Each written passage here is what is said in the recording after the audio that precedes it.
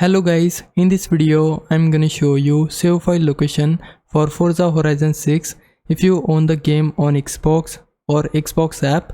So first of all, open File Explorer, then go to the drive where your Xbox app is installed.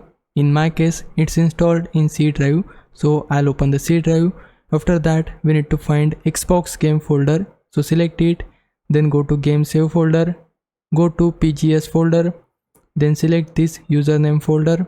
After that you need to select this name folder.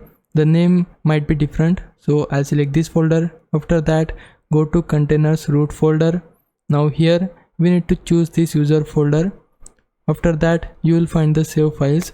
You can copy them or move them. Another way to file save files is by returning to this user folder. After that go to the current folder, then go to containers root folder. Now select this user folder and then you can find your save files here as well.